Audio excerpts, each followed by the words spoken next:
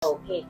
Pagka daw sa gout, iwas daw ng karning baka, iwas daw sa mani. Totoo ba yun, Doc? Well, if Sa laman loob.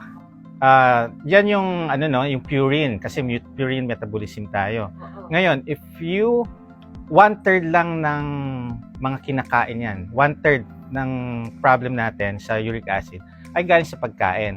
Ngayon, if you're going to limit that, bawasan yan, yes, you can. Pero ang mas madaming nagkokos ng gout is yung sugary food, sugar drinks, and processed food. Kasi may patient po ako, mga chronic gout. Binago ko ang lifestyle. Well, sinabihan ko, yes, you can eat meat. As long as you take out this high carbohydrates, high processed food, sugar food, sugar drink. Nagulat yung patient ko. I have 2 patients. Nagulat for how many months? Every month nagkakaroon sila ng gout flare, gout attack. First time nila. 1 month, 2 months, 3 months while gout free. Changing their diet. Number 1. Tapos may activity na rin sila. Ay, exercise. Yes. Kailangan ng exercise, Doc. Anong klaseng exercise? Masakit na nga yung pa ako. Okay. Siyempre, pagka masakit ang paa, may gout flare, i-address muna natin ng mga non-steroidal anti-inflammatory drugs. So, inflammation ang problem, anuhin muna natin yung inflammation. Once you are free with inflammation, you can start now, if you are sedentary, walking lang, 20-30 minutes every day. Okay, walking. Yes. Okay. And these things that you've mentioned, nutrition, exercise, contributes to para pag hindi ako maging obese, para pumayat ako. Ganyan. Yes. So, pagka halimbawa, Doc, na-manage na ang aking weight, meron akong activity, maayos ng aking diet, gagaling na ba ako sa gout? Hindi na ba ito babalik-balik? Okay, kailangan maging consistent po tayo. Kasi pagka yung kadalasan pagka gumaling tayo, bumabalik tayo sa dati. Yes, matitikman ko na yung yung hindi ko natitikman noon. Pero isa rin to is you need to increase your fluid intake. Yes. Tubig ito, Doc. Yes. Hindi concentrated fluid. Pag sinabi kong concentrated fluid, ito yung mga may kulay. Dapat yung walang kulay. Bakit? Kasi tutulong yan ma-excrete sa kidney yung uric acid. Okay. If you have gout, I recommend no liquor. Alam nyo bakit? Liquor is addicting. So, yung dati sasabihin nyo, 1 jigger or 1 shot a day. Isang kupita lang. Yes, hindi nasusunod. So, if you're not going to remove that, babalik at babalik kayo sa dati. Kung hindi kayo consistent, babalik lang yung gout niyo. Beer, one bottle. Yes, pero kung hindi mawawala, addiction nga So, kahit first week, second week magawa nyo, pagdating ng 3rd or 1 month, bumabalik ka na. And because may mga peers din, mga kasama, tukso talaga ang nagiging salarin. Nagulat lang ako, Doc, na lahat ng alcoholic drinks. Kasi ang alam ko, beer because of the malt. Yes. Lahat pala, dapat. Wala. Because all alcohols, nagkakos ng dehydration also.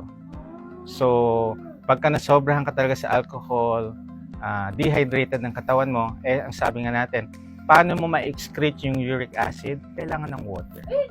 Ihiin nga yung mga tumutuman. Dami pang umihi. Hindi pa po ba effective yun? No, pagka ihi ka ng ihi, nade-dehydrate ka. You need to rehydrate with water. Kaya nga, pag inom ka ng beer, ng mga alcohol, pansinin nyo, ihi ng ihi, nade-dehydrate na po ang inyong katawan. Kasi marami ang na-expel. Yes, opo. Doc, pati daw sigarilyo bawal? I think sa gout? May kinalaman ba? Wala po kasi more of nicotine, more of addiction ang smoking. Iba naman ang epekto. Yes, pwedeng cancer. Actually, pagka smoker ka, increased risk for cancer. Pero ngayon pinapalitan na yan ng obesity. High risk for also cancer. Okay, since obesity ay nagkukos ng maraming problema sa katawan, paano ba masasabing obese na ako? Okay, yung weight po ninyo, no? Meron tayong i-measure natin. Kailangan, no? Nasa normal weight tayo. Ako, I was 93 kilogram, obese 2. So if I'm not going to change my lifestyle, ang dami ko. 92 kayo, Dok? 93 kilograms. 93? Yes. Ano ginawa ninyo? Gano'ng katagal bago kayo naging ganyang ka-fit? Okay, 2013, naging active ako kasi thinking ko, being active, exercise, bumili ako ng bike. So, nagbabike ako 100-kilometer bike noon. Malaki na ako. It doesn't decrease my weight because yung kinakain ko.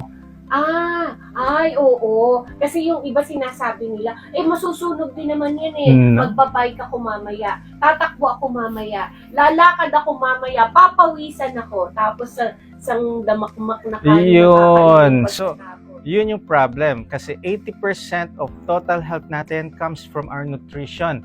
20% lang ang exercise. Naku, Dok, parang paparusa naman kasi. Ano yung diet? Restricted, Dok. Yes. So, paano ba magandang umpisahan? Okay. Para masustain ko, yung reasonable, para naman hindi ako malungkot. Okay. Para hindi kayo malungkot, meron naman tayong tinatawag na yung mga tatanggal lang muna natin is yung mga sugary food, sugary drink. No? Instant. Yes, yung mga processed food na instant, iwas. At mag-focus po kayo, home-cooked meal. Yan ang pinaka-the best kasi mas nutritious yung niluluto ng ating mga nanay or lola kaysa yung bibili yung drive-thru or yung kasi sa ating generation, very busy, gusto natin nagmamadali, and then yun na, nakakain na tayo ng mga unhealthy foods. And probably, let's qualify the home-cooked meals, Doc. Kasi maraming mga pampalasa na available in the market. Siguro, kasama yun dun sa category na instant. Yes po. Usually, sa home-cooked meal, mag-focus sa salt and pepper only yung pampalasa. Yung mga ibang ingredients na masyado nagpapalasa, tinatanggal natin. Ayun, tama ka naman dun, Dok. Yes. Lalo na yung mga easy. Diba? Marami ngayon yan. Well, it gives us convenience because of our very fast lifestyle. Yes. But may palit pag in the long run. In the long run, yes, na-enjoy nyo itong mga unhealthy foods, pero after a decade, 2 decades, 3 decades, ayan na po yung mga lifestyle diseases, debilitating. Ang problem pa, magastos, sobrang gastos nila once you're nasa ospital na. At masakit, no? Ang hirap sa katawan. Correct. Diba? Yes po. Okay, last paalala na lamang po, Doc. Okay, when you want to have a healthy lifestyle, set a right mindset. Mag-ano kayo ng goal, then proper nutrition. You can also do fasting and have an active lifestyle. You can be the best version of yourself, adapt, and you will evolve. Ayan, very good. Kung wala naman sigurong sakit pa, Doc, you can reward yourself every now and then. Yes, pwede naman po. Wala namang para hindi malungkot ang buhay. Correct po kayo. Yes. Very good. Saan po ba kayo mabibisita, Doc, para sa mga gustong magpakonsulta? Yes, ang hospital ko is Ace QC, dyan sa Muñoz, and Ace Valenzuela sa Malanday, and ang aking clinic nasa Bukawi, Bulacan. They can also follow my page, Dr. Brian Aubrey Castillo. Ayan. Thank you so much for coming, Doc. Maraming salamat po sa inyo. Yes po, thank you. Thank you si Doc Brian Aubrey Castillo po para sa isa sa ating lifestyle doctor na nagsasabi prevention is better than cure. Ngayon na, ayusin na po natin ang ating pagkain at syempre paggalaw-galaw ng bagya. Kahit nga lang daw walking, pwede na. Maraming salamat